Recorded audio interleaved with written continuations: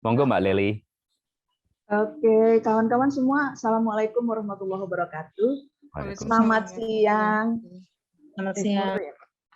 Selamat siang. Horas, salam dari Medan ya. Horas. 23 partisipan sudah bergabung di sini. Seperti yang teman-teman sepakati, ini adalah kelompok untuk diskusi menggali inspirasi tentang sumber dana perusahaan, aksesibilitas, dan risiko bagi organisasi masyarakat sipil seperti kita. Akan ada 2 narasumber, kawan-kawan, di sesi ini yang nanti akan memantik diskusi kita. Ada Pak Aloysius Wiratmo, langsung dari perusahaan yang sudah punya pengalaman membangun kolaborasi dengan teman-teman OMS. Kemudian ada Mbak Nunu Fauziah dari Ronggolawe, akan bicara tentang dinamika kerjasama dengan sektor swasta. Jadi betul-betul kita akan menggali inspirasi dari kedua narasumber ini. Nah, teman-teman silakan bersiap-siap untuk mendengar, kemudian mencatat hal-hal yang sekiranya penting untuk dicatat, supaya nanti kita bisa diskusikan. Kepada kedua narasumber, saya akan menginformasikan bahwa waktunya dibatasi maksimal 15 menit, ya kan? Jadi mohon manfaatkan waktu 15 menit untuk menyampaikan informasi yang paling penting untuk disampaikan sebagai pemantik diskusi. Dan yang pertama saya akan persilakan dulu Bapak Aloysius. Selamat siang Pak Aloysius, sudah hadir? Apakah Pak Aloysius sudah hadir di room ini? Halo. Kalau Pak Aloysius belum hadir, maka saya akan serahkan waktu di sesi pertama diskusi kita kepada Mbak Nunu. Tapi saya mau ulang sekali lagi pertanyaannya, barangkali Pak Aloysius belum mendengar. Atau teman-teman panitia, adakah di sini yang mengetahui kehadiran Pak Aloysius? Bagaimana? Pak Teddy barangkali? Mbak Ya, Dini Ibu, barangkali? belum masuk, Ibu. Belum masuk ya, oke. Kalau belum masuk, untuk memanfaatkan waktu, saya akan persilakan Mbak Nunu. Kelihatannya Mbak Nunu udah oke, tadi saya udah lihat ada di room ini. Mbak Nunu silakan 15 menit untuk Mbak Nunu, dan teman-teman mari kita dengarkan dengan seksama. Sediakan kopinya jangan lupa ya, supaya jangan ngantuk, karena ini jam gawat juga, ini habis makan siang ya kan. Silakan Mbak Nunu. Waktunya saya persilakan. Baik, terima kasih Kak Lely. Selamat siang, Assalamualaikum warahmatullahi wabarakatuh, dan salam Nusantara, salam sehat untuk kita semuanya, karena hari-hari ini kita mendengar kabar kawan-kawan yang terpapar Omikron gitu ya. Sebenarnya saya tidak narasumber ya, karena saya lihat di catatan atau yang terlibat di dalam room ini senior saya semua begitu, baik yang dari Jawa Timur maupun yang dari luar Jawa gitu. Saya dipercayai untuk mematik saja soal pengalaman terkait dengan aksesibilitas dan risiko bagi NGO ya, bagi NGO atau dinamika kerjasama dengan sektor swasta begitu. Nah, kawan-kawan semuanya, mohon izinnya, karena judulnya juga agak tendensius ya, waktunya juga tidak banyak begitu. Semoga sharing ataupun pematik yang saya sampaikan nanti ada poin-poin yang bisa kita ambil bersama-sama, atau nanti lebih ditekankan pada sharing kawan-kawan semuanya. Beranjak dari pemikiran kita tentang bahwa yang namanya aksesibilitas, poin urgennya itu secara paradigma dan mindset begitu ya, bahwa paradigma perusahaan yang memiliki mindset yang mengarah pada kurang baik terhadap NGO, di mana NGO itu sebagian atau mungkin semuanya dianggap memiliki sifat yang kritis ya, tetapi kritisnya itu jika belum mendapatkan peluang atau kerjasama dengan sektor swasta gitu, atau manajer perusahaan gitu. Yang kedua, NGO yang sudah bekerja sama, kritisnya mulai agak tidak terasa begitu, atau mulai menurun ya. Bahkan terkesan ada keberpihakan untuk mengamankan supaya kedepannya mendapatkan donor lagi, misalnya begitu. Nah, yang ketiga, kemudian ada anggapan sebagai penghambat begitu, bahwa NGO itu dianggap sebagai penghambat karena memberikan atau bisa menjadi penguat gerakan-gerakan di masyarakat, seperti bersama-sama masyarakat melakukan demonstrasi atau advokasi atas temuan-temuan di lapang tentang pengambilan kebijakan yang belum berpihak pada masyarakat, dan pendampingan kelompok-kelompok masyarakat yang berkelanjutan ya, sehingga berdampak positif, diantaranya masyarakat lebih berdaya, kemudian memiliki bargaining posisi yang kuat, bahkan akhirnya masyarakat memiliki peluang pemikiran yang tidak terbatas atas situasi yang selama ini belum berpihak kepada mereka atau memarginalkan mereka begitu. Nah, diakui ataupun tidak, situasi-situasi itu telah dianggap sebagai bagian dari ancaman perusahaan atau sektor swasta ya, karena seharusnya dalam konstruksi pikiran mereka, masyarakat itu penurut begitu atau tunduk pada pemangku pengambilan kebijakan. Kalau nurut atau tunduk, maka anggapannya terciptalah situasi dan kondisi yang kondusif gitu. Sedangkan kalau kita boleh jujur, situasi dan kondisi serta yang kondusif seperti yang ada dalam konstruksi pemikiran mereka sebenarnya adalah kondusif yang semu begitu. Nah, mindset perusahaan yang tidak begitu bagus atau tidak baik seperti yang saya sampaikan tadi, kalau boleh saya katakan, sebenarnya menjadi tantangan kita bersama-sama sebagai pegiat sosial gitu, di mana kita ini memiliki tugas ya, kalau dianggap berat ya berat, dianggap ringan ya ringan gitu, karena tugas kita adalah merubah paradigma dan mindset pola pikir dari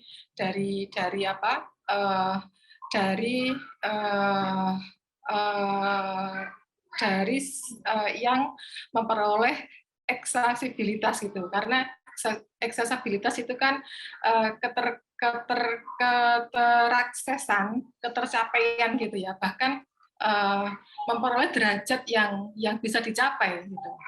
Nah, hal itu tentunya tidak dibangun dengan berhadapan-hadapan atau menggunakan kekuasaan politik ya, atau ancaman, melainkan dibangun dengan pendekatan berbasis persahabatan, kemudian dilakukan dengan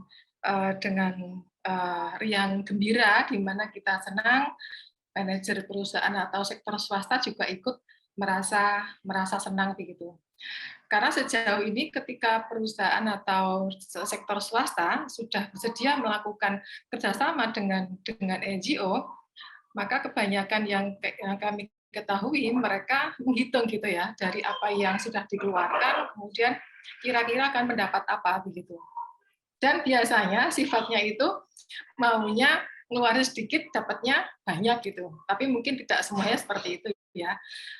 Kawan-kawan semuanya, sekali lagi substansi urgennya yang ingin saya sampaikan adalah bagaimana kita mampu merubah paradigma dan mindset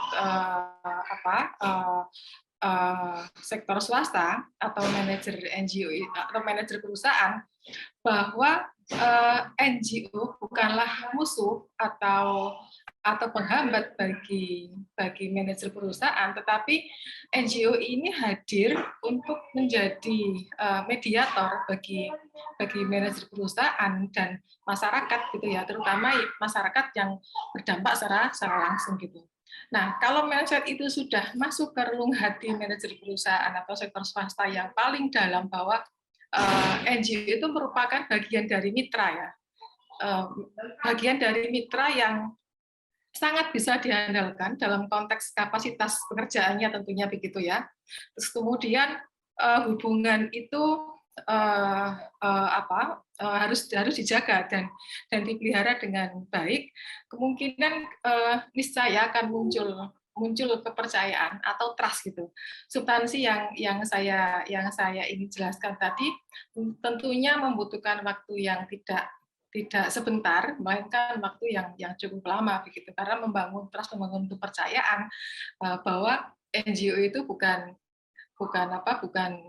hambatan, bukan musuh, tetapi relasi ataupun partner yang bisa diajak kerjasama seperti itu. Nah, aksesibilitas ini bisa dibangun melalui trust atau kepercayaan publik ya. Terus kemudian rekam jejak lembaga juga sebagai tolak ukur kan untuk membuktikan dari konsistennya dalam melakukan kerja-kerjanya gitu, di mana lembaga tersebut akan ditengarai apakah sudah atau belum mampu berkontribusi ya dalam menghubungkan kebutuhan atau cita-cita masyarakat dengan pemangku kepentingan baik dalam satu isu spesifik maupun isu-isu secara luas gitu. Lalu meyakinkan kepada direktur atau manajer swasta atau perusahaan gitu untuk mendesain sebuah program dan bisa melaksanakannya dengan baik, tentunya bisa menghubungkan kebutuhan masyarakat dengan kepentingan perusahaan dalam menjalankan mandat pedoman ya, pedoman ISO itu 2666000 gitu. Dan mandat dari TJSLP yaitu tanggung jawab sosial lingkungan perusahaan. Ini Pak, pastinya itu membutuhkan proses yang panjang, yang tidak serta-merta memaksakan dalam konteks asal mendapatkan program dari sektor swasta atau manajer perusahaan, tetapi memperhatikan proses-proses yang sangat panjang itu gitu.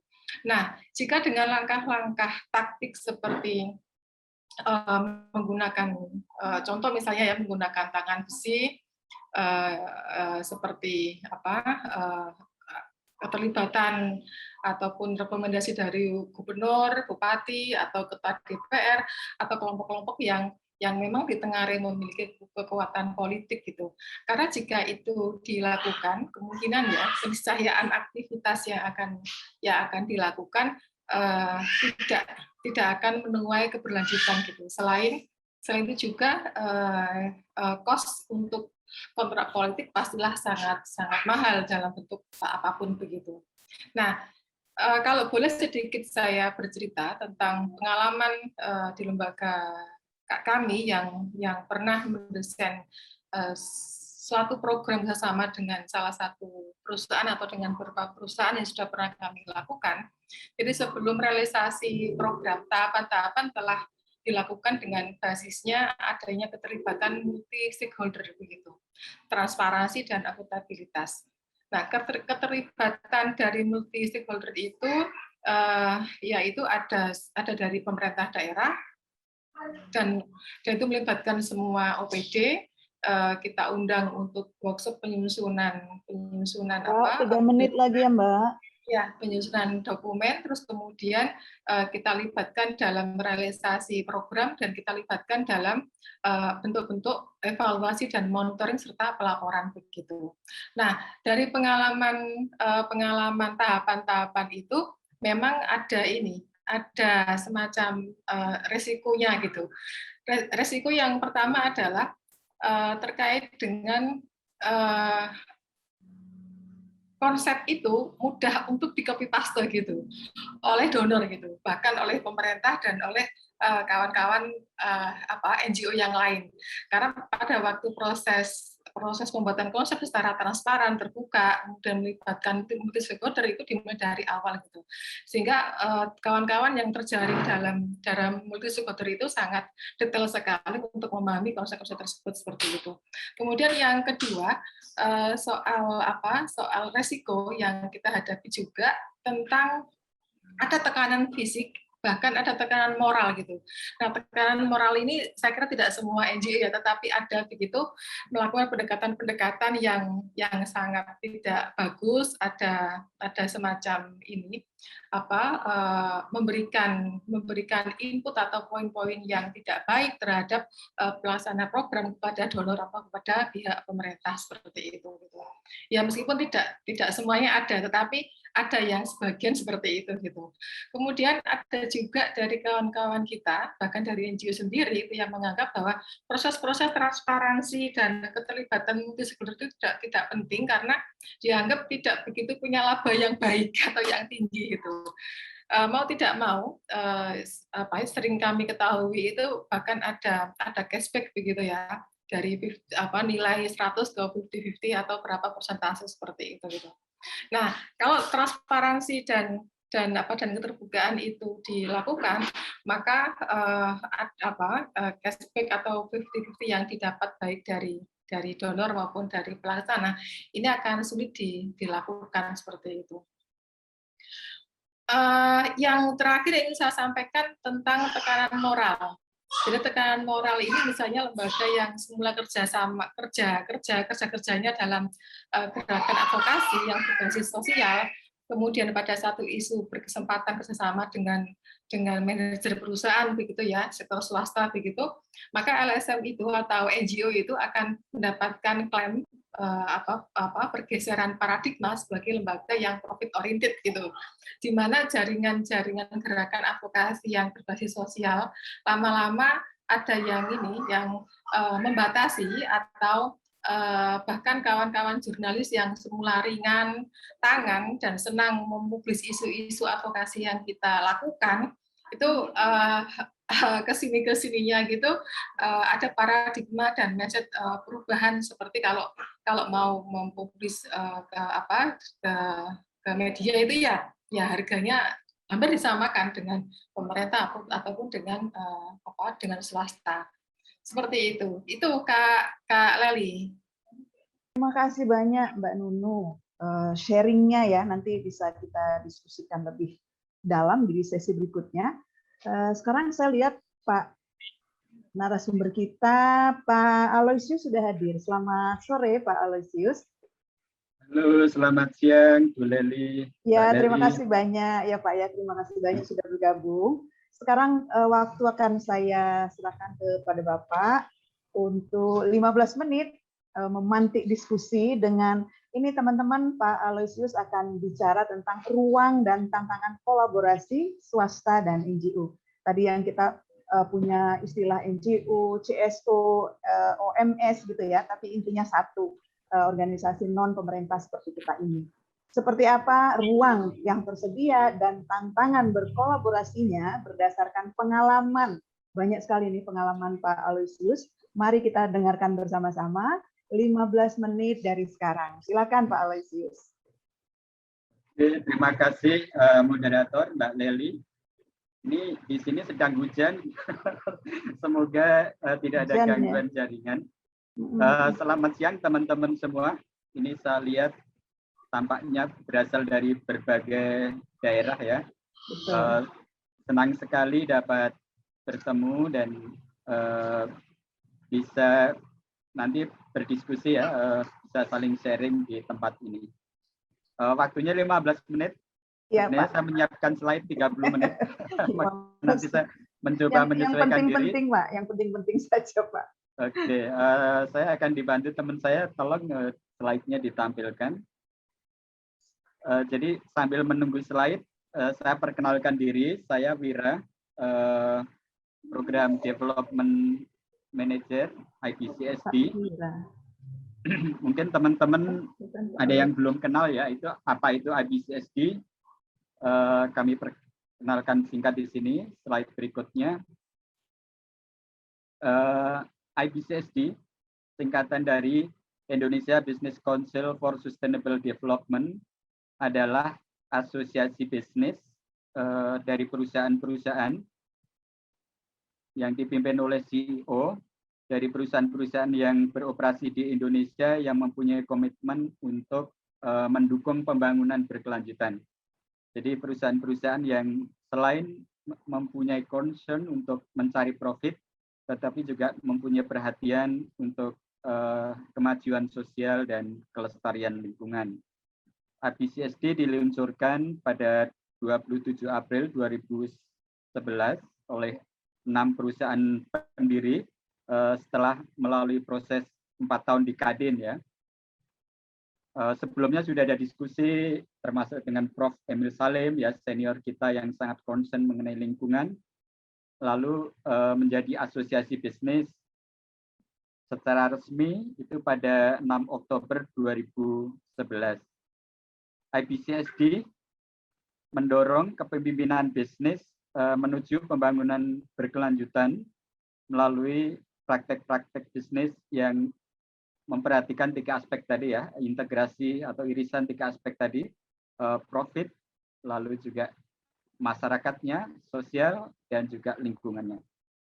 IBCSD merupakan bagian atau network dari organisasi global, asosiasi bisnis juga, yang mempunyai misi dan visi yang sama, yaitu World Business Council for Sustainable Development. Next slide. IBCSD dari 6 perusahaan 2011 sekarang sudah berkembang menjadi 44. Kebanyakan perusahaan besar, tetapi juga IBCSD terbuka untuk perusahaan-perusahaan yang kecil, bahkan UMKM. Maka kita juga punya anggota seperti Duanyam dan juga Wisfortune. Next slide. Perusahaan-perusahaan ini bergerak di dalam bermacam-macam sektor industri ya. Ada kurang lebih 17. Ada di perhutanan ya, dan produk-produk hutan, kayu ya, kertas, lalu minyak, pertambangan, perbankan, aset ya, semen, makanan, minuman, transportasi, agribisnis, turisme, retail, consumer goods, ban ya, kimia, dan juga tekstil. Next berikutnya. Oke, walaupun waktunya singkat, sebagai ini juga ya, ice breaking juga, minta bantuan teman-teman untuk membuka gadgetnya, Slido ya. Di sini ada panduan, buka atau ketik slido.com di browser Anda, lalu ketik kodenya mudah ya, 97, lalu 97 lagi 97, tanpa menambahkan lagi kode tagarnya. Jadi kodenya 97, 97, 97. Atau kalau menggunakan smartphone bisa langsung menggunakan QR code yang ditampilkan di samping. Lalu tunggu sampai halaman Slido muncul dengan pertanyaan yang muncul di situ. Mohon jawab pertanyaan yang ada di layar. Ya, pertanyaannya, tuliskan satu kata yang spontan muncul di pikiran Anda, teman-teman ya, langsung muncul gitu ketika mendengar frasa atau kata hubungan antara perusahaan dan NGO. Ya. Jadi kalau mendengar silakan, kawan-kawan peserta silakan. Apakah sudah masuk ke slido.com? Ya, silakan. Ini sudah ada yang misi kolaborasi mitra. Ya, oke. Oke. Ya, silakan dilanjut. Akses dana CSR, kemitraan.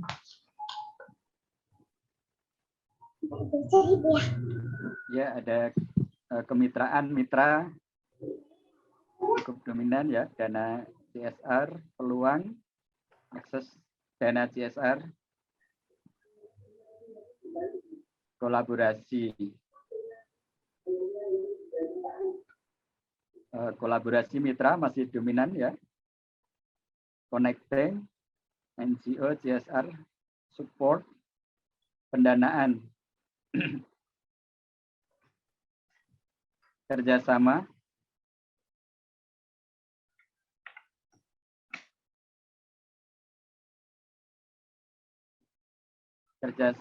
akses dana CSR. Mungkin 1 menit lagi aja ya. Setengah menit lagi. Oke, blended value. Peningkatan kapasitas. Butuh paradigma baru.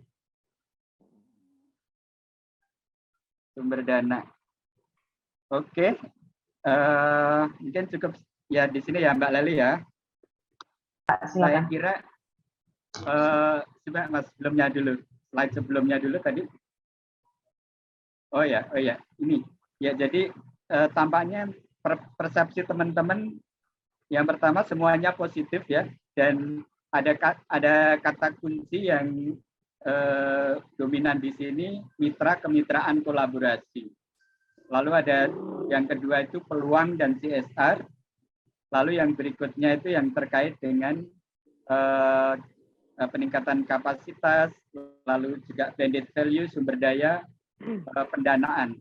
Ya.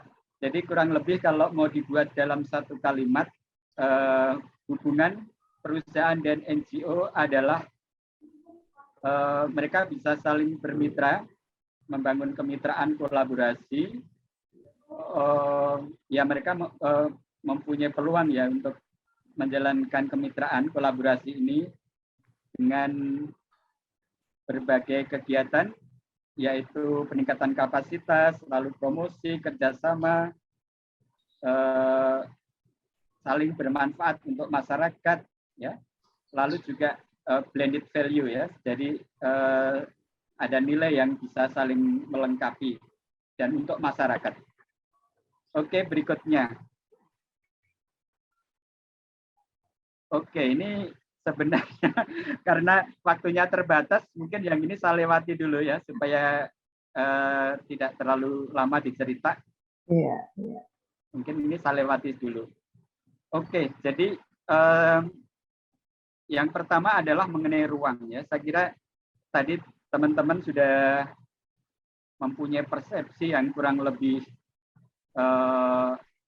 mirip gitu, bahwa kolaborasi sangat penting, dan sekarang itu justru bisa dikatakan menurut saya adalah era kolaborasi. Pada saat ini adalah era kolaborasi, khususnya dengan COVID-19 ya. COVID-19 ini seperti menjadi kebenaran, menyingkap kebenaran bahwa kolaborasi itu adalah hukumnya wajib ya, ada suatu keharusan, sesuatu yang utama. Kalau menurut Sekretaris Jenderal PBB mengatakan no one safe until everyone safe ya. Jadi kita nggak bisa selamat sendiri kalau sampai orang lain juga selamat gitu ya. Seperti COVID ini mungkin kita sehat ya, tetapi kalau kita ada orang yang sakit di sekitar kita, kita bisa tidak sehat juga. Gitu. Lalu yang kedua tentu ancaman perubahan iklim. Ancaman perubahan iklim itu enggak pemerintah ya punya sumber daya, tetapi yang di lapangan siapa? Masyarakat ya, dan NGO atau organisasi masyarakat sipil ini adalah lembaga yang sangat dekat dengan masyarakat di bawah, sehingga kalau mereka tidak terlibat, itu usaha-usaha juga termasuk usaha untuk mewujudkan SDGs di lapangan itu kurang tercapai. Melihat pentingnya kolaborasi ini di dalam SDGs sekarang ya, bahkan partnership itu menjadi salah satu pilar utama dari 5 pilar. Jadi selain people, planet, prosperity, triple bottom line yang kita sering dengar, ada P yang lain, yaitu partnership dan P, peace, perdamaian. Karena tanpa perdamaian kita juga nggak bisa mewujudkan masyarakat yang sejahtera ya. Juga nggak bisa menciptakan kegiatan ekonomi yang menghasilkan profit. Dan kemitraan, partnership sama pentingnya dengan 5P ini. Slide berikutnya. Maka ada tujuan SDGs yang nomor 17 itu bahkan disebut secara khusus partnership for the goals ya.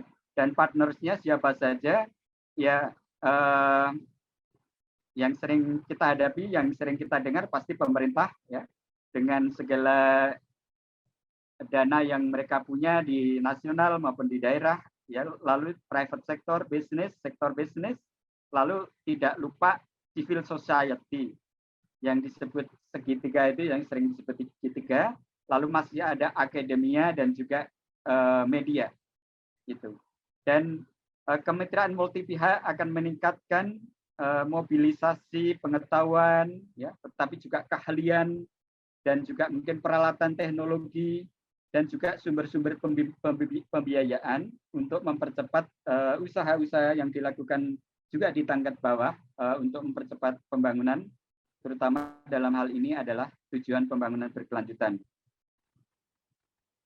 Oke, berikutnya.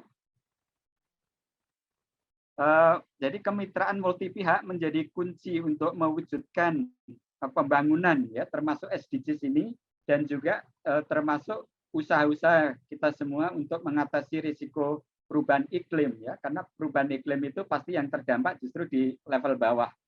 Misalnya banjir, ya, pasti yang banjir pasti masyarakat di bawah, atau kekeringan, sulit air, pasti yang dirasakan pertama adalah masyarakat yang di tingkat bawah.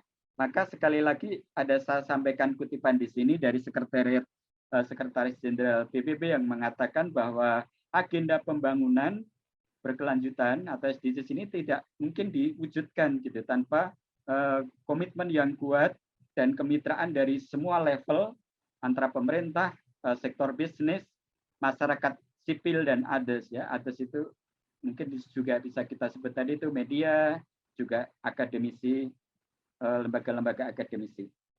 Dan melihat pentingnya kemitraan multi pihak ini, bahkan juga Bappenas memberikan panduan gitu, ya, mengenai kemitraan multi pihak,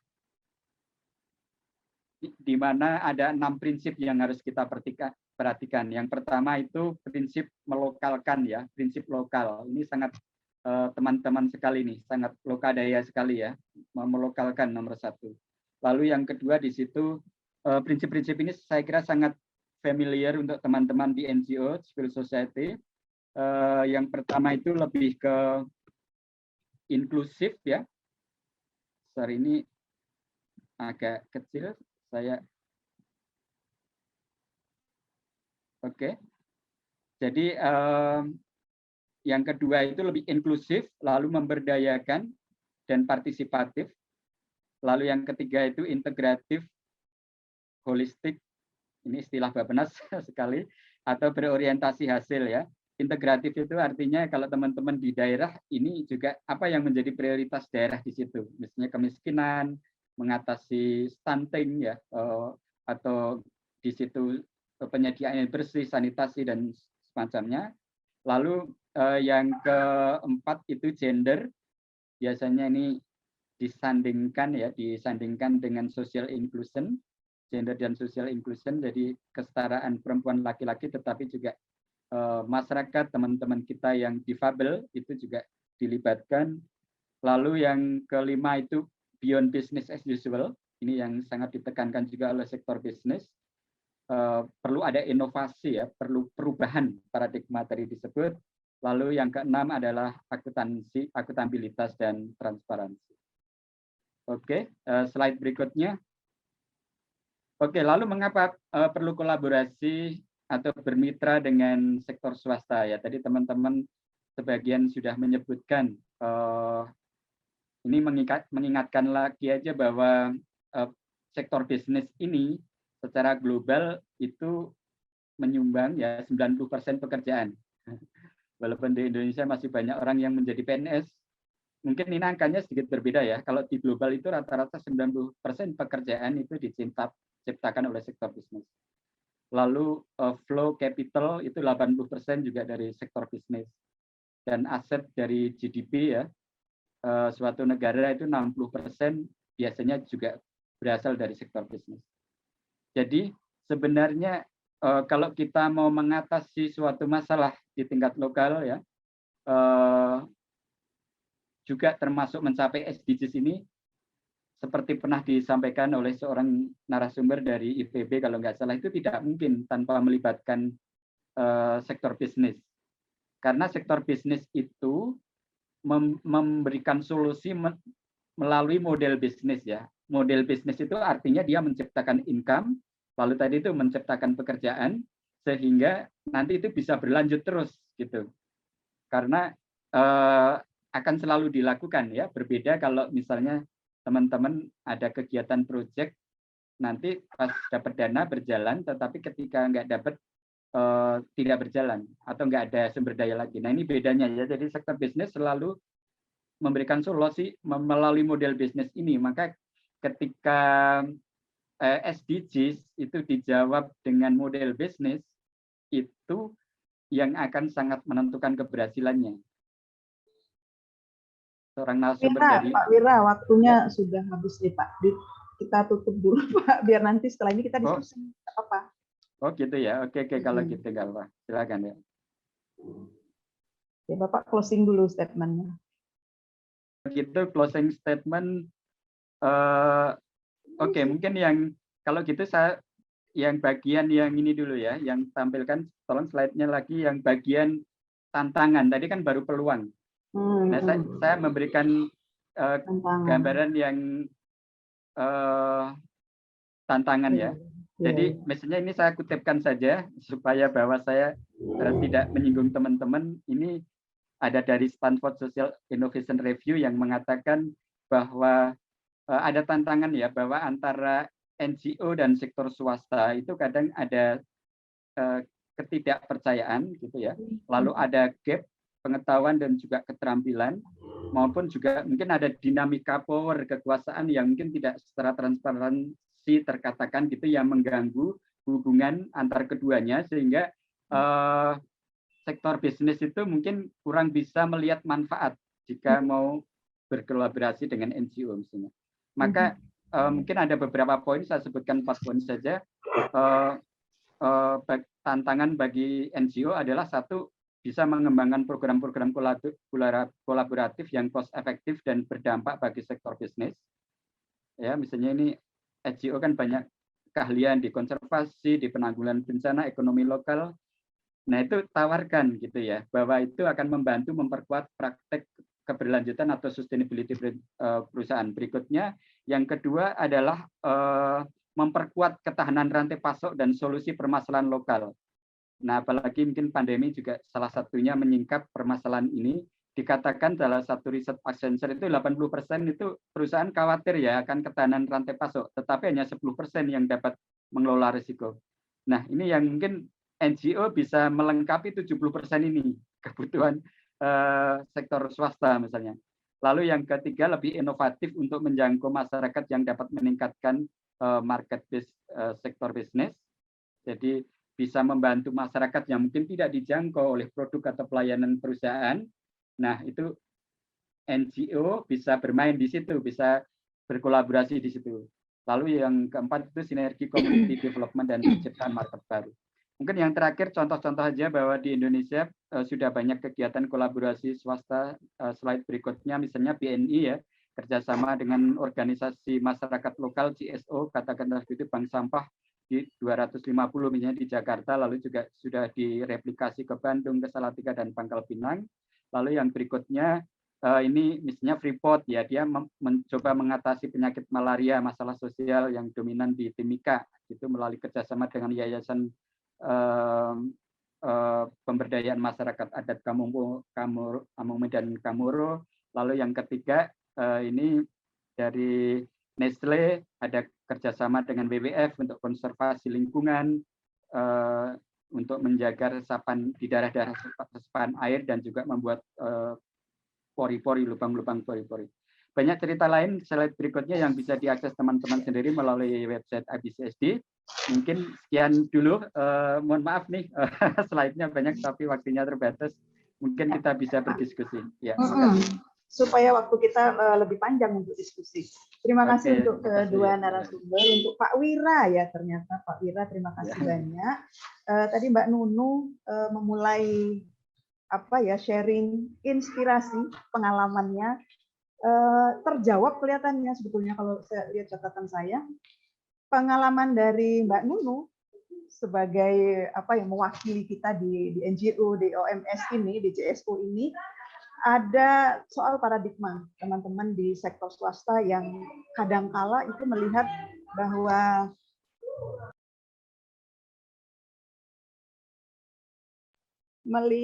bahwa teman-teman CSO ini ancaman karena daya kritisnya, karena kemampuan mengorganisir yang kemudian memperkuat masyarakat sehingga cipta komunitas masyarakat yang ketika berhadapan dengan perusahaan itu jadi nggak patuh mereka sama perusahaan, jadi menentang perusahaan dan sebagainya. Ada pengalaman itu yang dilihat sebagai ancaman, kemudian kelihatannya dijawab sama Pak Wira, paradigma di kalangan perusahaan sektor swasta ini kelihatannya sudah berubah, gitu. Dan tadi kita memulai dengan Slido bahwa kalau NGO bicara di sini justru memandang teman-teman di sektor swasta ini kolaboratif, mitra, kemitraan, melihat sebagai peluang dan seterusnya, gitu ya. Kelihatannya bukan ancaman dari presentasi atau paparan yang disampaikan oleh Pak Wira barusan. Teman-teman mungkin juga punya catatan lain. Sekarang saya akan membuka waktu teman-teman untuk mendiskusikan apa yang barusan kita dengar dari dua narasumber tadi. Apakah ada yang akan memulai diskusi untuk menemukan benang merah nih? Kalau kelihatannya kita udah sama, kita udah bisa ngomong kontrak kemitraannya nih Pak. Karena kelihatannya dari barusan ini nggak ada yang bertentangan nih. Saya melihat raise hand dari Mbak Jani. Silakan Mbak Jani dulu. Silakan untuk mengomentari dua narasumber barusan. Silakan Mbak. Terima kasih banyak Bu Leli atas kesempatannya.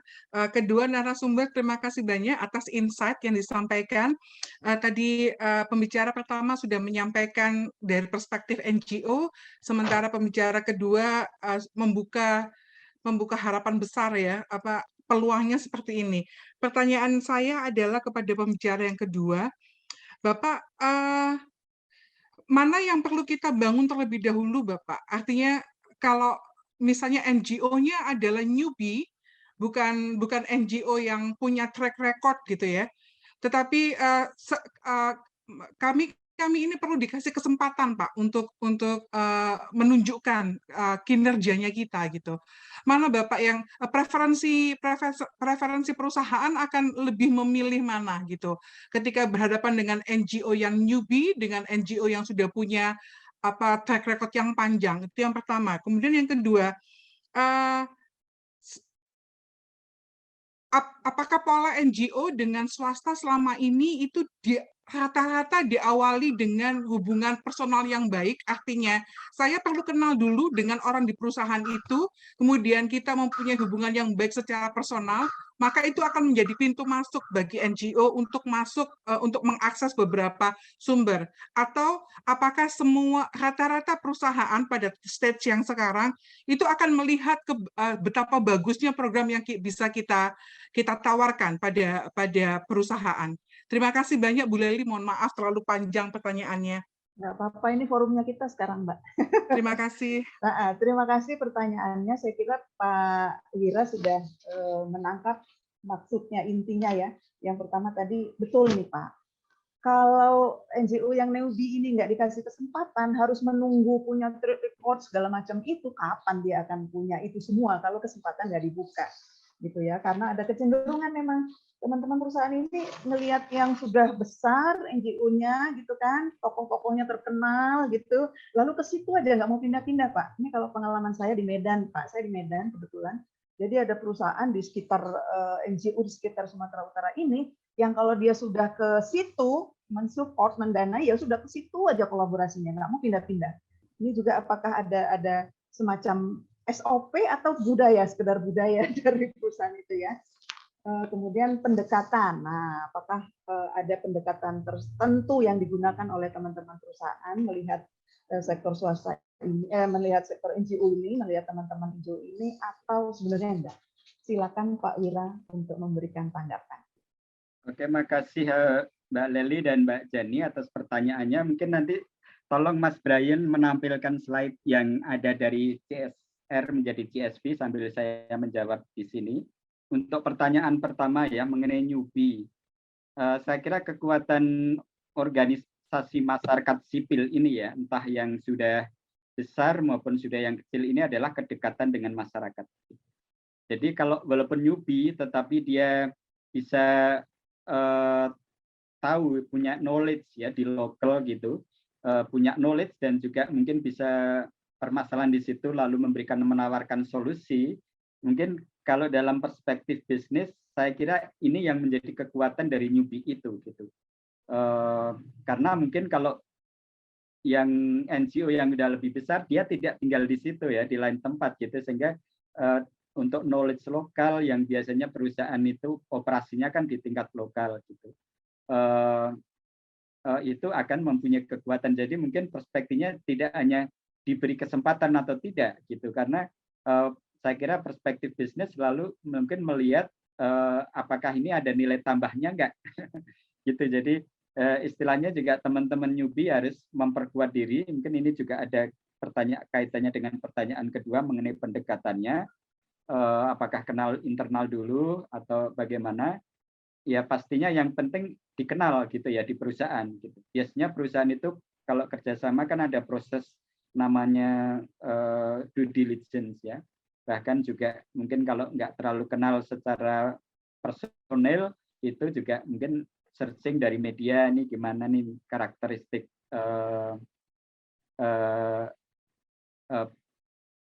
si CSO atau organisasi masyarakat sipil ini, sehingga mungkin kalau dinilai berisiko atau kurang menguntungkan atau istilahnya tidak ada nilai tambahnya juga, dia nggak akan kerjasama. Jadi mungkin persoalannya bukan hanya kenal staf internal atau enggak. Nah mungkin ini yang ingin saya tekankan ya di sini dengan segitiga di sebelah kanan itu ya, bahwa dampak atau bagaimana perusahaan bisa mendukung, yang pertama itu kan yang voluntary voluntary contribution, ini yang kayak dalam filantropi, lalu ada bantuan-bantuan yang sifatnya karitatif. Kalau dalam segitiga piramida ini cuman kecil sekali bagiannya. Lalu yang di tengah itu di dalam melalui operasi bisnis ya. Operasi bisnis itu pasti dia akan membutuhkan karyawan di situ ya, mungkin dia membutuhkan nanti bahan makanan yang bisa dibeli dari penyedia lokal gitu. Lalu yang ketiga ini jangan salah, yang paling bawah ini sangat besar kuenya, yaitu dalam rantai pasok perusahaan. Nah mungkin teman-teman CB ini bisa melihat peluang yang paling bawah ini, apa yang bisa dimanfaatkan oleh kurang lebih perusahaan yang beroperasi di situ, yang bisa didekati, yang menjadi kebutuhan, sehingga istilahnya pertanyaannya newbie ini itu bukan tolong kami beri kesempatan gitu, enggak, tapi apa yang boleh kami bantu. Itu kalau dari motivator Tung Desem Waringin seperti itu, apa yang bisa kami bantu untuk dapat membantu perusahaan Bapak Ibu berkembang ya. Maka di sini ada di dalam rantai pasok ini yang banyak nih, dari mungkin dari bahan baku, distribusi, sampai sampahnya mungkin bisa dibantu di kelompok oleh newbie-newbie ini. Mungkin itu dulu Mbak Leli, supaya yang lain bisa ada kesempatan. Ya, mungkin bisa menjawab Mbak Jenny. Terima kasih banyak Bapak, sangat mencerahkan, matur nuwun sangat. Ya. Pertanyaan berikutnya, ini ada satu yang untuk Mbak Nunu dulu ya, untuk Mbak Nunu di room chat ini. Mbak Nunu, bagaimana proses awal kegiatan kerjasama tersebut? Apakah melakukan company mapping, lalu door to door untuk menawarkan program kerjasama, atau pihak swasta yang duluan mencari NGO tersebut? Ya, adakah upaya? Nah, ya silakan Mbak Nunu. Terima kasih Kak Leli, karena ini waktunya ya. Jadi, ya, silakan. Kayak kita kejar-kejar apa gitu kan. Baik, jadi kami dulu itu pernah punya program dengan kementerian ya, programnya Keaksaraan Usaha Mandiri, dalam juknisnya itu cuma satu minggu gitu, dan kami lakukan hampir 6 bulan dengan menggunakan metode sumber daya alam yang ada di sekitar gitu. Nah, selama 3 bulan itu kebetulan kami menggandeng kawan media yang setiap kami berdampingan itu selalu terpublis ya, disorot oleh kawan-kawan media lokal. Terus kemudian kami punya website, kami punya blog, kami punya Facebook, kami punya Twitter, dan juga punya Instagram gitu. Nah, ada pertemuan besar waktu itu di Provinsi Jawa Timur, melibat forumnya forum besar itu dari beberapa kementerian datang, ketemulah kami dengan salah satu manajer eksekutif perusahaan itu begitu. Nah, ngobrol-ngobrol akhirnya kami di searching oleh perusahaan itu ya. Dan mereka datang ke kantor kami untuk mengajak diskusi. Terus kemudian kami diundang ke kantornya, kami datang cerita tentang rekam jejak pengalaman lembaga.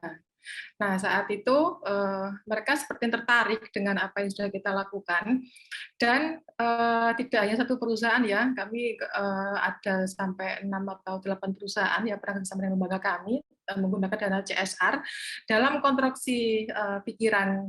Mohon maaf ya Pak Wira gitu, pengalaman kami konstruksi pola pikir dari manajer perusahaan atau perusahaan itu, pemberdayaan itu kan jangka waktunya nggak lama gitu kan, jadi kayak pelatihan 1-2 hari itu udah dianggap pemberdayaan begitu. Sedangkan prinsip dari lembaga kami itu pemberdayaan yang berkelanjutan gitu. Kami nggak mau hanya melakukan pemberdayaan yang basisnya seperti pelatihan 1 hari, 2 hari, atau bahkan seminggu begitu. Nah, saat kami menawarkan konsep pemberdayaan berkelanjutan ini memang agak alot gitu. Terjadi diskusi yang cukup panjang, bahkan 2 bulan atau bahkan 3 bulan untuk menyamakan persepsi gitu. Pemberdayaan dan berkelanjutan itu seperti apa? Nah, lagi-lagi pertanyaannya adalah kalau misalnya perusahaan kami mengeluarkan uang 2-3M, kami pernah mengelola 7M lebih itu ya, mereka juga menanyakan nanti dapat apa kita yang dapat apa begitu. Bahkan mereka menanyakan terus lembaganya Mbak nanti dapat apa, terus masyarakat nanti dapat apa begitu. Nah, dapat apanya dari perusahaan itu kan jarang sekali ya, hanya bisa menerima soal perubahan pola pikir masyarakat ya, yang dianggap semula itu meminta-minta, terus kemudian dampaknya itu jadi berdaya, jadi mandiri, bahkan madani begitu. Tetapi kebanyakan perusahaan itu mintanya secara fisik gitu, karena sejauh ini sebelum kita lahir gitulah mungkin ya, itu kan dampaknya pasti berupa kayak gapuro, apalagi ya jalan, atau bantuan pot-pot bunga, atau tong sampah begitu kan yang ada logonya perusahaan gitu. Nah, kami nggak mau kalau dampak seperti itu gitu. Dampaknya ini memang harus dampak panjang, bahkan nanti dampaknya soal sumber daya kapasitas intelektual manusia yang output besarnya hasilnya nanti adalah yang pertama merubah pola pikir. Kemudian yang kedua adalah meningkatkan ekonomi secara individu, bahkan berdampak pada ekonomi keluarga. Yang ketiga ada kemandirian, dan yang keempat adalah menuju ke madani. Seperti itu Kak Leli. Saya harus singkat-singkat ini. Iya, soalnya masih ada pertanyaan lagi. Mbak Nunu, terima kasih banyak responnya ya, jawabannya. Mudah-mudahan menjawab untuk Mbak Elvita Trisnawati. Berikutnya saya akan kasih kesempatan ke Mas Budi Haryanto, setelah itu Mas Sanusi, lalu Mas Munadir. Sekarang ke Mas Budi Haryanto dulu. Silakan Mas Budi. Baik, terima kasih atas kesempatannya. Saya ingin bertanya ini terkait masalah, perkenalkan dulu untuk semuanya, para senior. Nama saya Budi Haryanto dari Lembaga Swadaya Masyarakat atau NGO Fokker di Kabupaten Bondowoso. Saya sangat tertarik untuk bertanya antara kaitan sebuah perusahaan dengan NGO itu sendiri. Berbicara trust, perusahaan itu sangat bertolak belakang dengan apa yang sering kita lakukan, karena kita sering on the track ya dalam mengawal segala sesuatu itu. Nah, ada beberapa pertanyaan yang ingin saya sampaikan. Bagaimana sebuah NGO itu bisa membangun kemitraan, sedangkan trust yang dibangun itu sangat bertolak ke belakang. Seperti contoh nih, di lapangan sering kita temui itu intervensi terhadap alma mater itu masih banyak. Contoh nih ya, mereka itu biasanya membangun sebuah jaringan itu dengan alumni dari kampus mana mereka berasal sebelumnya. Itu pertama yang banyak kita temukan. Dan kedua, para pemangku kebijakan dengan para pemangku kepentingan ini biasanya seperti misalnya pemerintah kabupaten atau di tempat kami itu, pemerintah itu juga menyediakan sebuah CV atau PT sendiri untuk menyalurkan semisal CSR yang sudah diberikan oleh perusahaan itu sendiri. Padahal ketika PNS ya, pemerintah kabupaten itu sendiri itu membuat sebuah CV itu tidak boleh gitu kan. Nah, ini bagaimana dengan adanya teman-teman seperti ini? Karena jujur di Kabupaten Bondowoso itu sendiri untuk membangun kerjasama dengan sebuah perusahaan besar yang semisal nih ada sebuah eksplorasi gas bumi itu di Bondowoso, itu kita untuk mengakses itu sendiri itu sangat susah. Padahal kita dapat bocoran dari sahabat dari kabupaten lain itu, baru AMDAL aja itu mereka sudah dapat sekian M. Nah ini di Bondowoso sudah melalui tahapan AMDAL, bahkan sudah masuk pada tahapan eksplorasi, dan kita sedang melakukan asesmen kepada masyarakat. Justru masyarakat itu hanya dapat bingkisan semen hanya untuk membantu membangun sebuah masjid. Dan CSR-nya belum tersentuh sama sekali. Nah, jadi saya mohon arahan dari senior-senior semua, khususnya kepada para narasumber, kira-kira dengan persoalan problem seperti ini, khususnya di Bondowoso, kira-kira solusinya seperti apa? Mungkin seperti itu pertanyaan dari saya. Terima kasih. Terima kasih Mas Budi. Kita lanjut aja dulu ya ke Mas Sanusi. Silakan Mas Sanusi. Maaf tidak kami buka videonya karena di sini juga hujan deras sehingga harus bagus ini. Langsung saja Pak. Yang presentasi yang kedua saya pikir hal yang menarik, dan saya sepakat bahwa perusahaan pun walaupun ini urusan wajib pasti punya kepentingan. Kepentingan yang selama ini tidak tersampaikan adalah kepentingan rasa aman di perusahaan. Ini juga akan berimplikasi pada dana CSR untuk kegiatan-kegiatan yang berkolaborasi dengan misalnya dari kepolisian, dari dari tentara, itu sangat mudah begitu. Karena ini dampak dari kepentingan perusahaan adalah rasa aman. Oh iya, saya Sanusi dari Kediri. Yang kedua adalah saya lihat bahwa perusahaan-perusahaan yang masuk di BCSD tadi banyak sekali gitu. Saya lihat gudang garam nggak ada. Nah, pertanyaan saya adalah apakah lembaga yang jenengan pimpin hari ini juga akan melakukan advokasi kalau yang namanya CSR ini adalah urusan wajib bagi perusahaan. Bagaimana kalau misalnya perusahaan itu tidak melakukan seperti yang kita urusan wajibnya itu. Nah,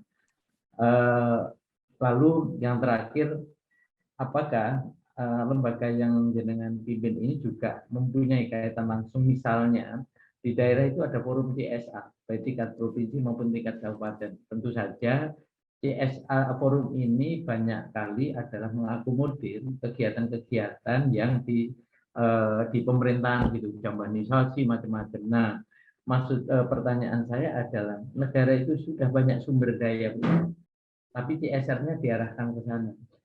Seyogyanya menurut saya harus ada kebijakan yang mengatur bahwa CSR ini diperuntukkan di masyarakat, di mana kawan-kawan CSO itu terlibat di dalam proses ini. Saya pikir 3 hal itu. Matur nuwun, mohon maaf lompat-lompat. Assalamualaikum warahmatullahi wabarakatuh. Waalaikumsalam warahmatullahi wabarakatuh. Matur nuwun Mas Sanusi. Silakan yang berikutnya nih Mas Munadir. Sudah ditulis di chat juga, tapi juga karena ya Mbak. Ya, silakan. Ya, saya cuma ingin berpendapat Mbak. Perkenalkan saya dari Yayasan Mitra Usaha Sulawesi Selatan. Jadi kami sebenarnya sudah pernah berkolaborasi dengan perusahaan, dan kami juga sudah melakukan yang namanya sales marketing untuk organisasi kami, bagaimana untuk bisa berkolaborasi dengan beberapa perusahaan sesuai dengan apa yang kemudian menjadi visi dan misi daripada kami punya yayasan. Nah, memang data yang kami dapatkan di lapangan bahwasanya ada beberapa sebenarnya atau kepatuhan daripada perusahaan untuk kemudian mengalokasikan CSR itu sudah dianggap baik. Hanya saja realisasi daripada CSR tersebut itu nyatanya dikelola sendiri oleh perusahaan tersebut dengan menggunakan organisasi yayasan yang mereka bentuk. Nah, itu sebenarnya yang kemudian menjadi sorotan kami, apakah memang diperbolehkan korporasi untuk kemudian membangun yayasan sendiri, kemudian diizinkan untuk mengelola CSR-nya juga. Nah, itu yang bisa dikata bahwa menjadi batu sandungan bagi kami dari organisasi yang memiliki visi dalam memajukan masyarakat ataupun bekerja dengan masyarakat, ada sumber pendanaan namun mentok pada sisi bagaimana memanfaatkan daripada CSR perusahaan tersebut. Seperti itu, Mbak. Terima kasih. Ya, terima kasih. Silakan Pak Wira sudah mendengarkan semua ya Pak ya, ikut mencatat juga. Saya kira silakan untuk memberi respon untuk 3 penanya atau yang memberi komentar barusan. Silakan Pak Wira. Terima kasih Kak Leli. Terima kasih ke Mas Budi Haryanto, lalu juga Mas Sanusi dan komennya Pak Munadir ya. Ya, mungkin kalau dari pengalaman teman-teman tadi ya yang disampaikan ya, mungkin saya mau menyampaikan satu hal ya yang mungkin ini bisa menjadi dorongan bagi teman-teman untuk ini juga persepsinya sedikit berubah. Jadi tadi itu disebut ada forum CSR di daerah gitu ya. Persepsi yang kebanyakan masih di lapangan itu adalah bahwa seolah-olah perusahaan itu duitnya hanya disalurkan untuk ke CSR. Padahal seperti tadi saya sampaikan dalam piramida segitiga tadi itu ya, CSR yang dalam pengertian seperti untuk filantropi, untuk karya sosial karitatif ini ya, itu memang porsinya kecil ya. Kalau dilihat dari kue itu porsinya kecil gitu. Maka Angkali itu, bisa di-share lagi nggak Pak tadi Pak yang piramida? Oh iya, Mas Brian coba di-share tadi itu. Ini sebenarnya sangat penting untuk memahami sebenarnya sekarang itu ada perubahan sebenarnya juga di level global juga. Maka ini ada namanya CSR itu sekarang bergerak namanya ke CSV. CSV itu creating share value. Tadi itu ada di apa tuh di waktu di aplikasi tadi ada namanya blended value. Jadi ada share value, artinya ada value yang bisa dibagikan mungkin untuk menjawab kue yang di tengah ini ya, yang di operasi perusahaan maupun juga di rantai value chain ini yang disebut rantai pasok ini. Misalnya suatu perusahaan, misalnya semen di situ ya, semen di situ. Yang di Bondowoso tadi, apa gas ya Mas ya tadi yang Mas Budi Haryanto yang ada di Bondowoso. Ada perusahaan, ada gas di situ.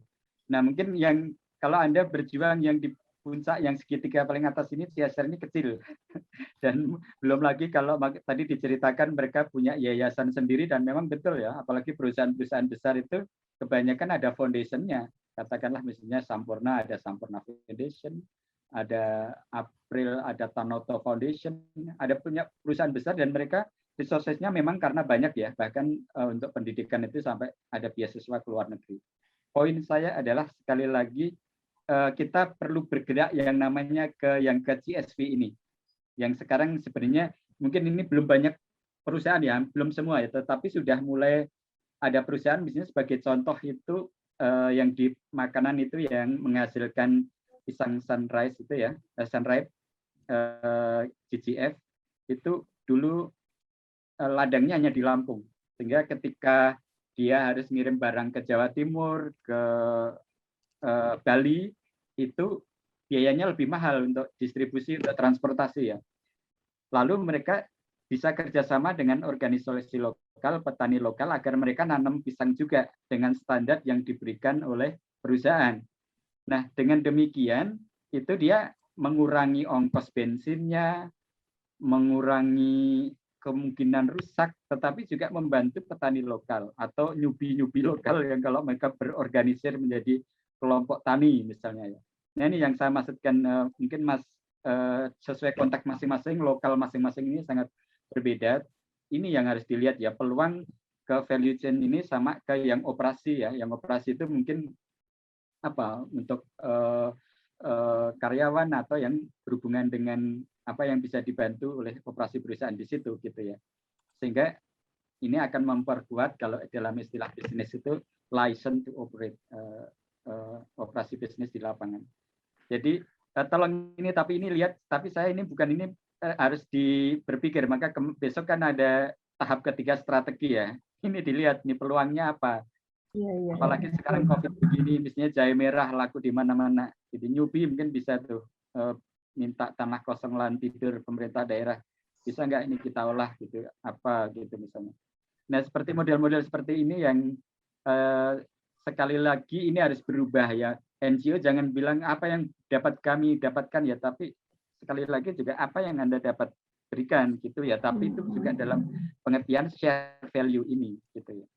Tetapi saya yakin NGO newbie ini punya kapasitas, yakin karena di tingkat lokal mereka punya knowledge ya, yang local knowledge yang sangat mungkin kalau perusahaan besar, apalagi perusahaan besar yang beroperasi di situ dari luar ya, dan walaupun ada tadi itu ada alumni, ada jaringan, tapi mungkin itu ada juga ya. Tapi maksud saya kalau Anda betul-betul newbie ini mempunyai nilai tambah, itu pasti akan dilirik.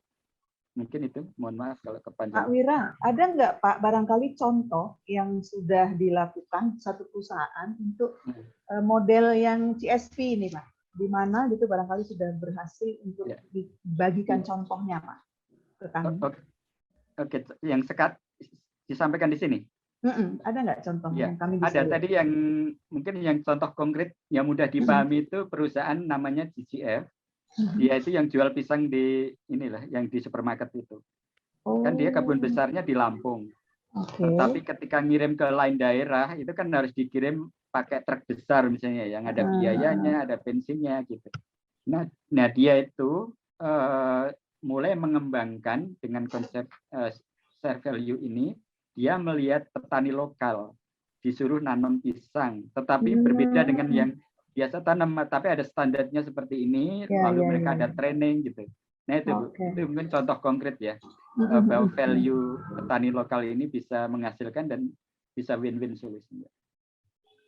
Ya, saya kira ini menarik ya, menarik ini sebagai satu gagasan yang tidak hanya perspektif bisnisnya ya Pak ya, tapi juga ada aspek pemberdayaan saya kira.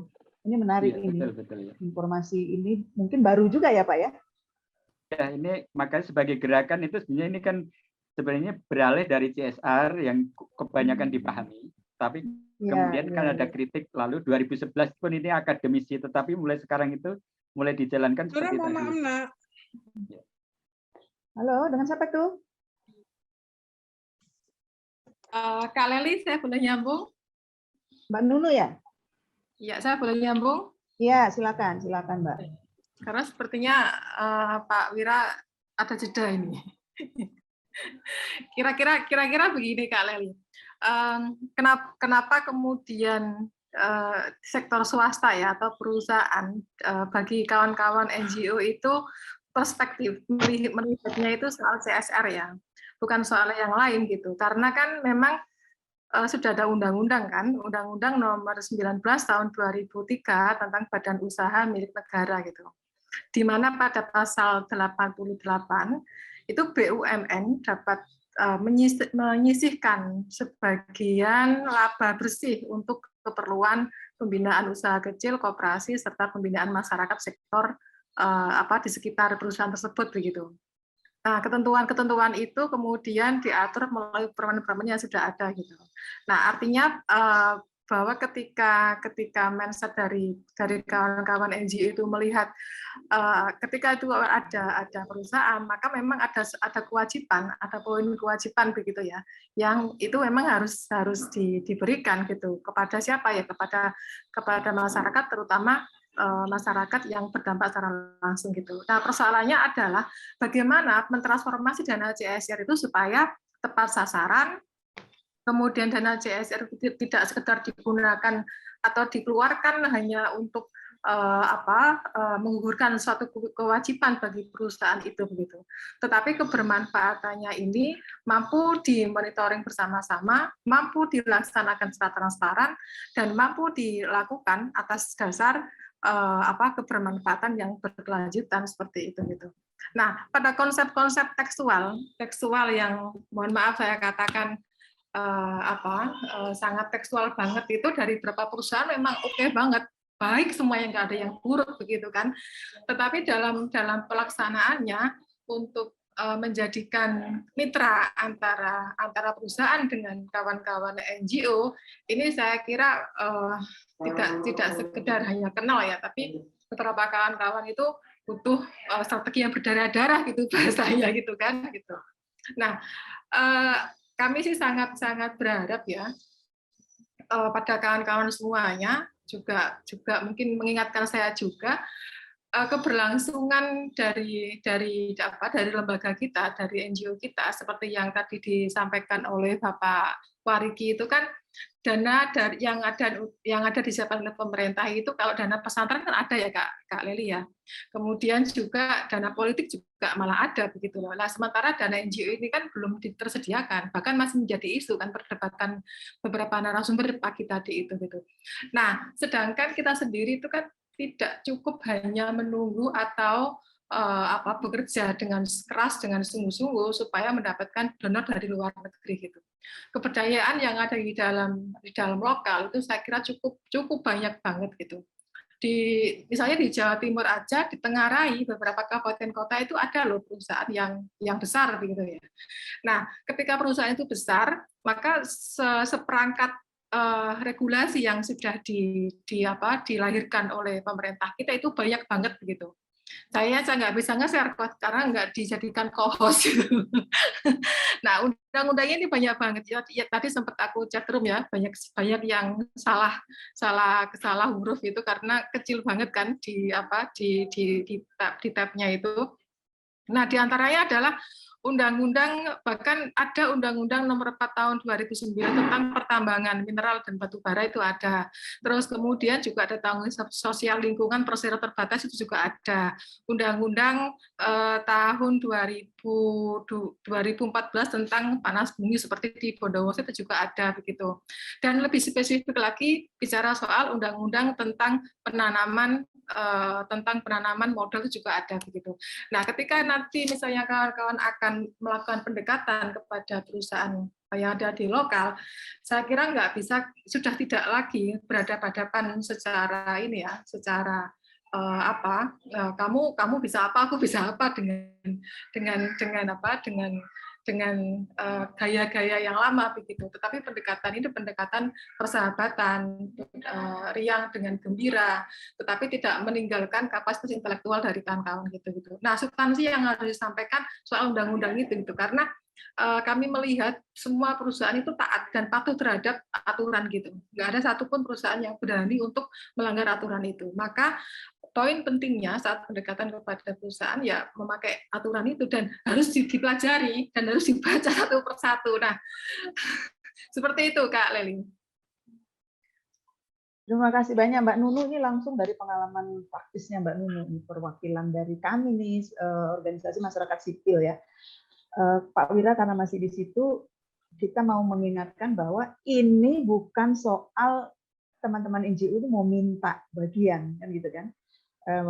Mbak Nunu mengingatkan bahwa CSR yang sedikit itu adalah tanggung jawab perusahaan yang dimandatkan oleh undang-undang yang memang harus disalurkan, harus dikasih. Itu satu sisi. Tapi satu sisi ada model lagi ini, model baru, lebih inovatif, yang ini juga peluang bagi kita, bagi CSO untuk bisa mengakses ini. Tentu persyaratannya akan berbeda lagi.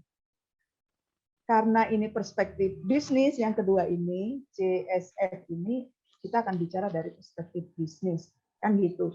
Pak Wira, pertanyaan saya, kalau dari perspektif undang-undang, CSR tadi Pak yang sedikit itu, ini di sekitar saya pun pengalamannya sama. Pengalaman saya dengan Mas Sanusi, Mas Munadir tadi sama pengalamannya. CSR yang sedikit itu pun teman-teman NGO di sini nggak gampang untuk bisa mengakses. Karena perusahaan sudah punya, mau kemana itu disalurkan. Ada yang langganan bertahun-tahun ke situ-situ aja, dia nggak akan pindah-pindah ke lain hati. Gitu. Kira-kira supaya kesannya jangan kalau kita dengerin Pak Wira kan kelihatannya, oh enggak perusahaan ini bagus-bagus kok pasti akan disalurkan. Ya memang saya nggak bilang nggak bagus Pak ya. Komitmennya untuk CSR, untuk CSV memang iya gitu. Tapi kok di lapangan nggak mudah untuk bisa mengakses itu. Kira-kira Pak, dari perspektif perusahaan, apa strategi yang bisa kami susun, yang bisa kami kembangkan, yang besok bisa kami diskusikan, Pak, untuk bisa berkolaborasi dengan bermartabat. Kalau orang Sumatera Utara bilang, gubernur kami bilang kolaborasi bermartabat. Tidak diposisikan satu ngemis-ngemis ini minta CSR sama perusahaan gitu loh, Pak. Tapi gimana strateginya supaya bisa memulai dialog-dialognya untuk tahap selanjutnya membangun kemitraan, berkolaborasi secara bermartabat seperti tadi tuh. Iya, kita juga bekerja kok di isu pembangunan berkelanjutan. Justru kita sudah bergumul dengan isu itu sebelum sekarang menjadi SDGs. Silakan Pak Wira. Mohon maaf nih kalau pengantar dari saya kurang nyaman didengerin. Silakan Pak. Nggak apa-apa Kak Leli, kita sudah biasa berkomunikasi dengan cara Medan. Oke, jadi betul ya, saya kira kalau itu sudah jadi regulasi itu perusahaan pasti nggak akan bisa menolak ya. Wajib, kalau urusannya regulasi itu sudah wajib gitu, dan itu ada risiko regulasi juga. Hanya masalahnya kan perusahaan melakukan, tetapi kan dan juga perusahaan menyalurkan. Hanya yang kemudian yang terjadi penyalurannya seperti mungkin kalau dari kacamata teman-teman di lapangan seperti tadi ya, mungkin ini kejaringan alumninya yang mungkin ada kenal dengan perusahaan, atau kejaringan pemerintah yang mungkin udah itu ada koneksinya dengan pemerintah gitu. Karena mungkin dananya terbatas yang puncak segitiga yang kecil ini, sehingga sumber dayanya memang terbatas gitu. Dan kenapa perusahaan ngasih itu, biasanya ada pertimbangan ya, pasti ada, sekali lagi bisnis, ada kepentingan bisnis. Artinya di situ mungkin kalau saya berikan ke networknya yang si A yang disarankan pemerintah daerah ya, dia mungkin akan bisa memperkuat juga operasi perusahaan di situ.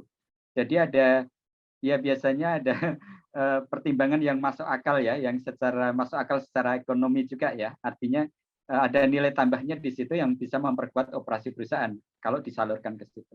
Maka sebenarnya dalam logika yang sama, sebenarnya kalau teman-teman yang di tingkat lokal, organisasi lokal ini gitu ya, bisa menawarkan suatu layanan maupun juga produk yang dari organisasi lokal ini, saya kira pasti, kalau saya melihatnya ya dari analisis saya, itu akan dilirik tuh oleh perusahaan.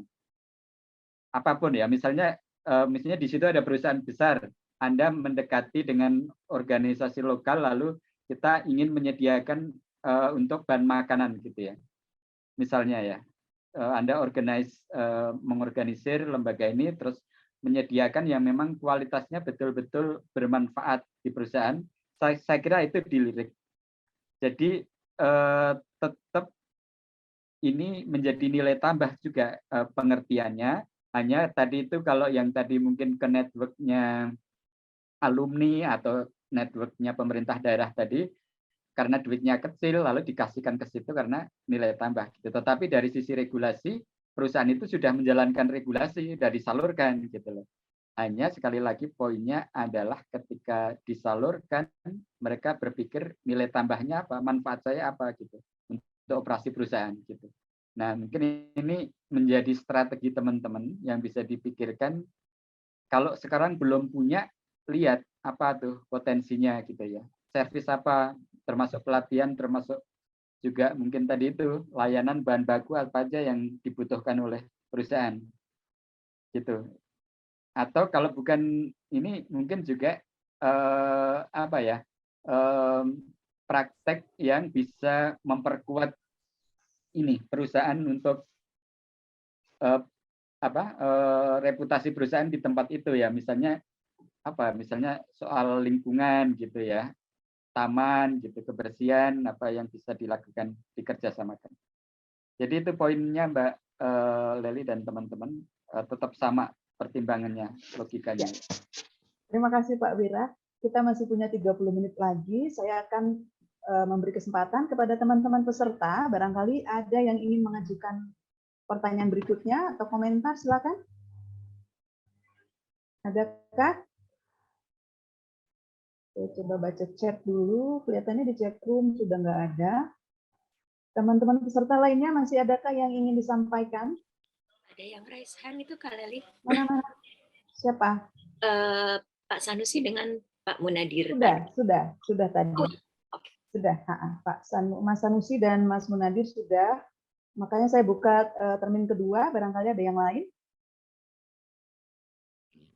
Kak Leli, Ya, boleh bilang nggak poin penting pertanyaan dari dari Mas Sanusi itu ada apa ya? Poin-poinnya aja. Mas Sanusi tadi sudah punya yayasan sendiri, perusahaan. Itu kalau nggak salah tadi Mas Sanusi ya. Masih ada nggak Mas Sanusi? Belum, Mbak. Belum. Mbak. Silakan Mas Sanusi, boleh direview. Waktu kita masih cukup panjang.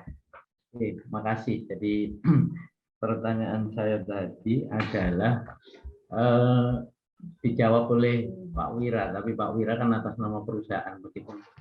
Bahwa Pak Wira menyampaikan bahwa apa yang dilakukan oleh perusahaan kemanapun itu adalah sudah sah, bahwa dia itu mendistribusikan manapun. Pertanyaan saya adalah bahwa kebutuhan kepentingan perusahaan itu lebih dominan begitu. Misalnya gini, untuk rasa aman ya paling aman adalah dukungan dari dukungan dana CSR diberikan kepada kegiatan-kegiatan yang kaitan dengan tentara, kepolisian dan lain-lain gitu loh.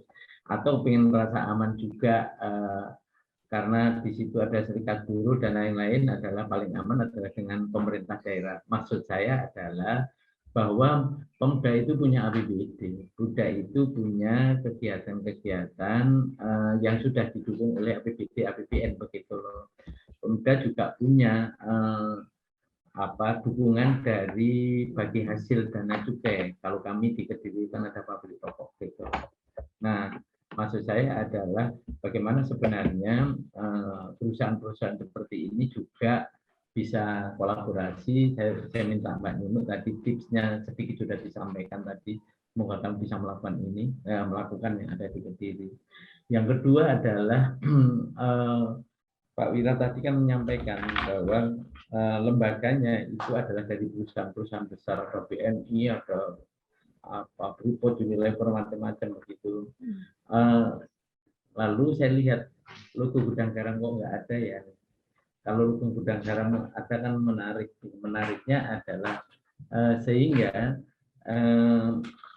lembaganya Pak Wira tadi, IBCSD tadi, pada akhirnya ikut memberikan monitoring, controlling bahwa kemana sebenarnya pendistribusian itu. Kalau maknanya harus disampaikan di masyarakat lokal. Dan yang terakhir Mbak Nunu, kalau di pusat sudah ada jaringan perusahaan yang akan berkontribusi pada CSR-nya, di daerah itu ada forum CSR yang mayoritas setahu saya adalah dari yang paling banyak adalah selain perusahaan adalah dari pemerintahan gitu. Nah, apakah ada benang merahnya antara pendirian jaringan di pusat sampai pada tingkat daerah di provinsi maupun kabupaten kota? Itu Mbak Nunu, mohon sharingnya. Kalau tidak selesai saya akan telepon. Ini Mas Sanusi senior saya, Kak Leli. Oh gitu.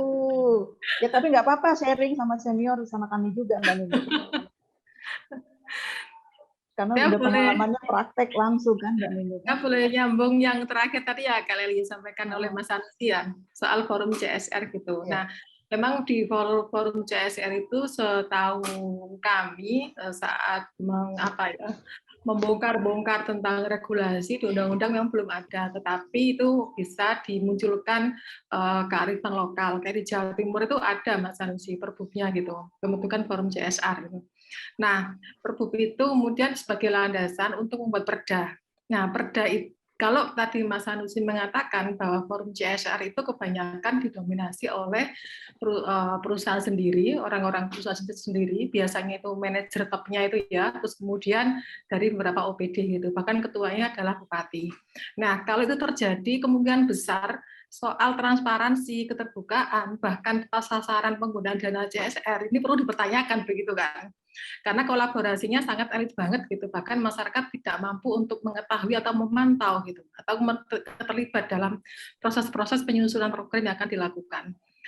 Kalau boleh saya cerita sedikit, di Tuban itu kami mendorong adanya program TJSLP, tanggung jawab sosial lingkungan perusahaan gitu.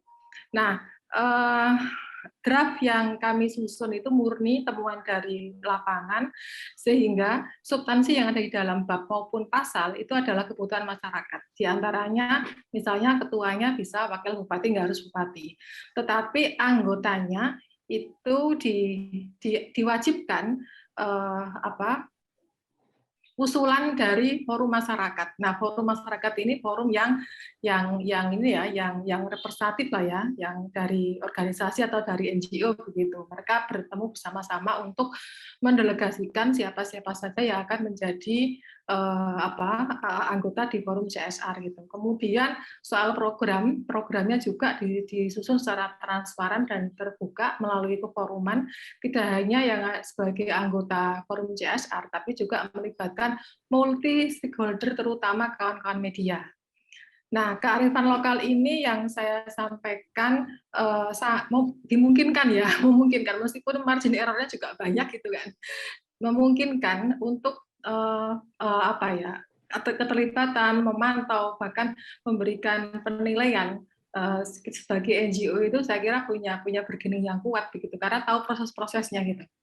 Soalnya selama ini mungkin 10 tahun ke belakang gitu ya, kebanyakan dana CSR itu kan dibuat oleh perusahaan tertentu begitu, dan membuatnya itu kan di atas meja kan.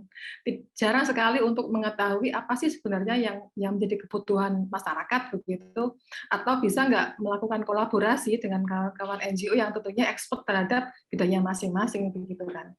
Dan kalau kemudian kita bisa masuk ke sana mewarnai, saya kira juga nggak cukup, butuh waktu yang sebentar ya, butuh waktu yang cukup lama. Dan ini soal konsisten seperti itu. Itu Kak Leli. Mungkin sedikit menambahkan ya Mbak Leli ya. Tadi ada Pak Sanusi, maaf tadi. Ya memang betul logonya Gudang Garam belum masuk gitu, belum jadi anggota ABCSD gitu. Tetapi sekali lagi walaupun ini soal monitoring tadi yang disebutkan monitoring, saya kira perusahaan punya akuntabilitas ya, dan itu bisa diverifikasi oleh pihak ketiga. Mungkin itu nggak bisa diragukan. Tapi poin saya sebenarnya adalah gini, saya kira teman-teman di lapangan ini luar biasa sekali ya, punya ada di lapangan gitu ya, dekat dengan masyarakat, punya kekuatan lah gitu. Bahkan mungkin bisa dibilang juga mempunyai menjadi bargaining power-nya juga yang bisa ditawarkan untuk membantu perusahaan. Maka menurut saya sangat sayang kalau misalnya teman-teman ini hanya fokus di CSR, forum CSR yang katakanlah itu dananya kecil gitu ya. Tadi itu yang di puncak kue hanya kecil sekali kuenya gitu. Dan itu juga ya sayang, nanti artinya mungkin nggak banyak yang bisa dilakukan dari situ gitu. Kalau pendapat mungkin juga ya hanya suatu saat dapat lalu nggak dapat gitu. Bahkan mungkin kalau mau akses ke Pemda mungkin juga lebih tinggi katakanlah gitu ya, bisa maksudnya sumber daya yang walaupun tadi nggak tahu yang dibahas di sesi pagi, apakah saya kira ini menjadi permasalahan juga kalau itu ada dana untuk parpol, apakah akan ada dana untuk LSM, NGO misalnya. Tapi poin saya begitu, mungkin ini menjadi bagian yang saya usulkan teman-teman menjadi strategi. Lihat apa nih kekuatan yang bisa ditawarkan untuk ditawarkan ke perusahaan, khususnya kalau itu ada perusahaan beroperasi di situ. Saya yakin kalau itu dengan maksud yang tulus dalam pengertian memang mau memberikan nilai tambah, itu pasti akan dilirik menurut saya. Mungkin itu Kak Lili, makasih.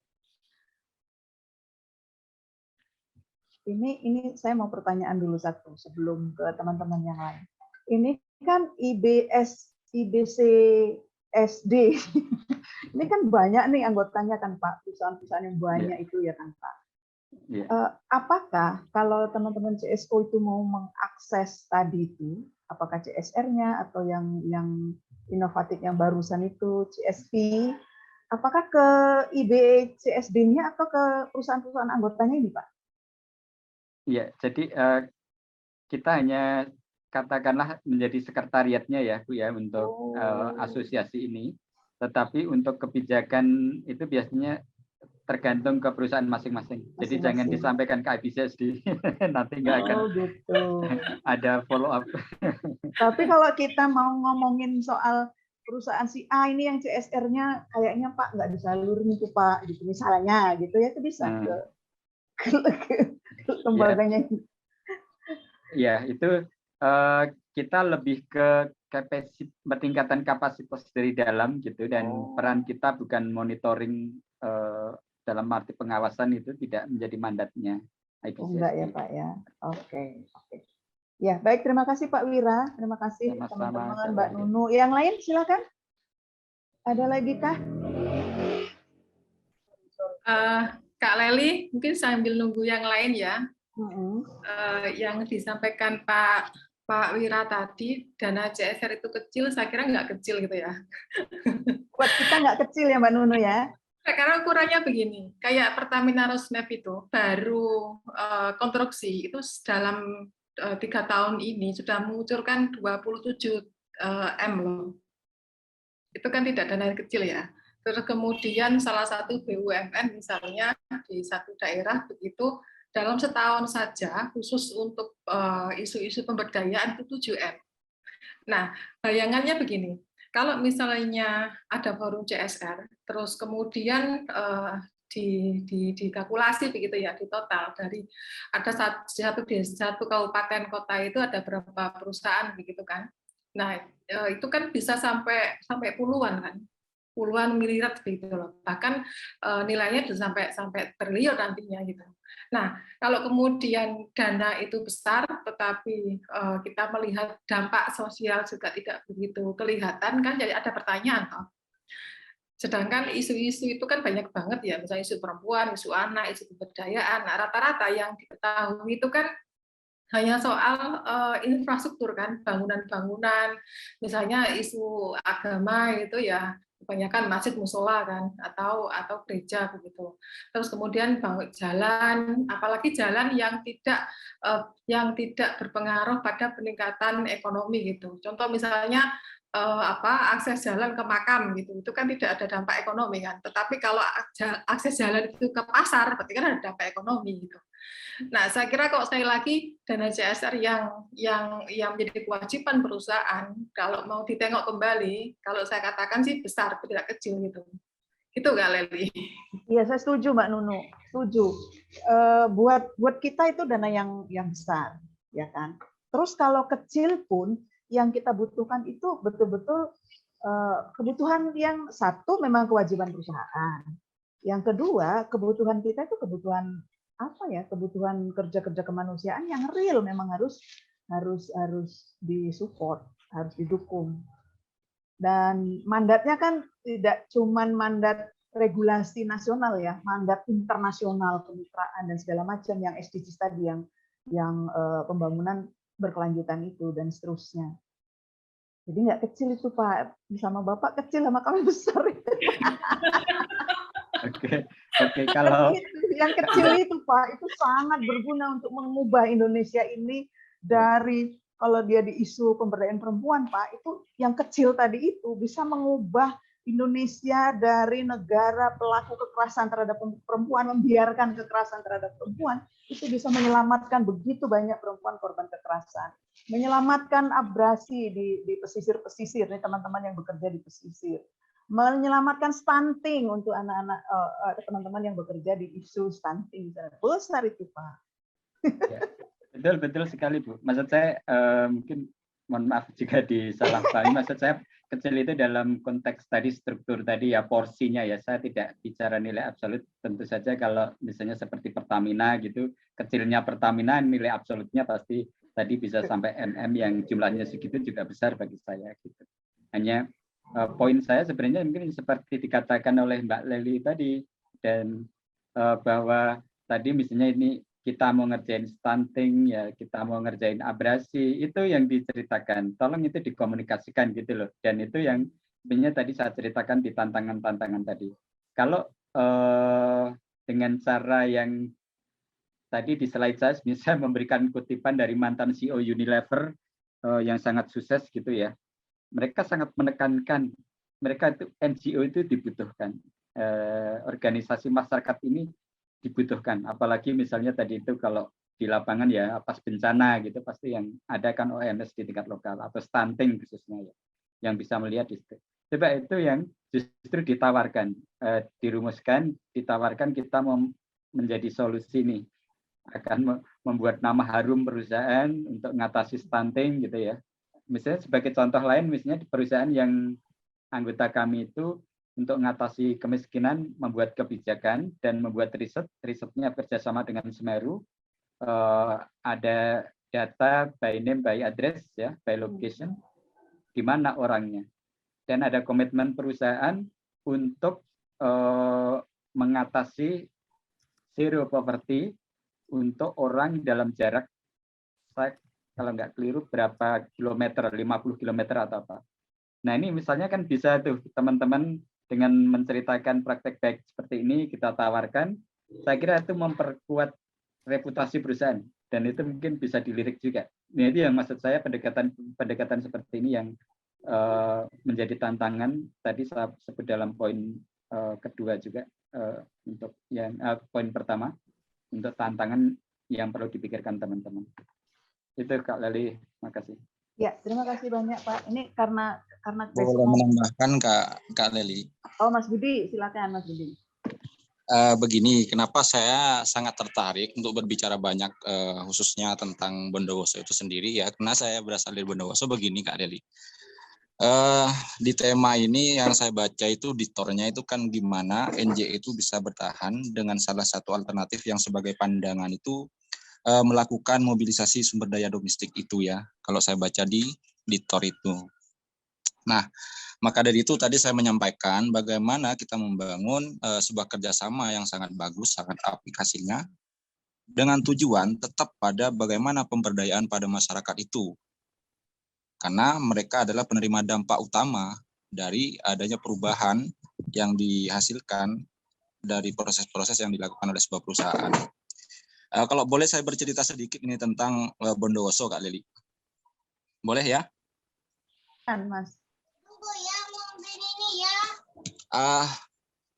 Begini, bicara masalah tantangan NGO di masa pandemi itu kan untuk dapat mendorong kegairahan, keaktivitasan teman-teman, ya kreativitas dan dinamika masyarakat di segala bidang, itu betul tadi disampaikan kita memang butuh suasana yang sangat kondusif itu.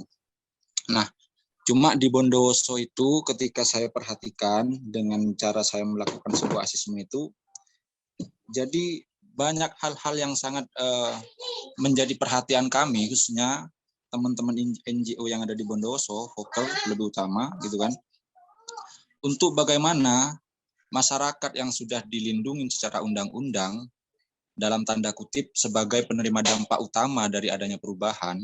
Kalau dalam hal ini kan di Bondowoso itu kan perubahan dari gas bumi pasti akan mengalami dampak yang sangat besar pada masyarakat. Minimal kalau tadi disampaikan itu nominalnya kecil, tidak arah kita tidak pada nominal sih sebenarnya, tapi bagaimana pemberdayaan masyarakat itu. Nah, terus begini Kak Leli, di Bondowoso itu kalau saya boleh cerita, pemerintah kabupaten itu dari sekian M itu hanya dapat 250 juta selama per tahun. Dengan alasan sederhana karena lahan yang dikelola itu milik PTPN. Begitu.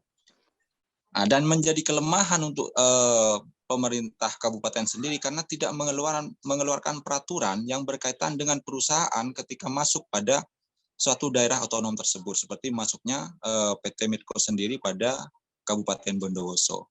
Nah, ini menjadi hal yang sangat miris ketika saya bertemu dengan masyarakat di bawah. Yang awalnya saya berpikir bagaimana saya tetap menghidupkan lembaga saya, Fokker gitu kan, Namun dengan turunnya saya ke masyarakat, justru saya menemukan hal yang lebih besar daripada masalah yang dihadapi Infoker karena efek pandemi ini. Yaitu masyarakat hanya disuruh, dipaksakan untuk menikmati adanya kebisingan-kebisingan, gemuruh, bahkan terjadi ledakan kemarin itu. Pihak perusahaan itu hanya memfasilitasi teman-teman warga di masyarakat ring satunya perusahaan itu hanya untuk dievakuasi. Dan selepas itu tidak ada bantuan sedikit pun. Nah, itu yang menjadi miris bagi kita. Makanya tadi saya sebutkan yang awalnya saya itu berpikir bagaimana lembaga saya tetap hidup. Justru saya menemukan hal yang lebih besar di sini. Karena tetap marwahnya lembaga itu, terutama NGO itu kan kita membangun dengan sukarela untuk memberikan layanan pada masyarakat dengan berbagai bidang dari masing-masing NGO. Ya, ya. Itu. Di sini saya di sini dibantu oleh senior saya, Mbak Nunu dari LBH KP Ronggolawe.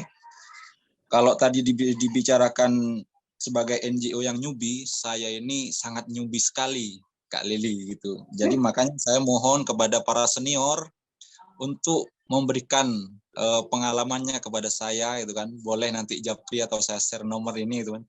Biar mampu melahirkan NGO-NGO yang juga mampu menghadapi tantangan di daerah masing-masing. Itu harapan saya di dalam forum ini, Kak Lili. Ya. Oke, Terima Mas kasih banyak Budi. kesempatannya. Ya, kita saya catat beberapa poin ini terkait dengan kebijakan pemerintah daerah sendiri.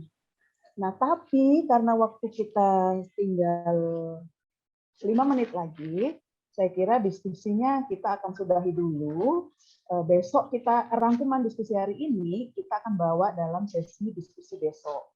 Kepada Pak Wira sebagai narasumber dan Mbak Nunu, terima kasih banyak. Pak Wira banyak sekali masukannya yang kami terima pada hari ini.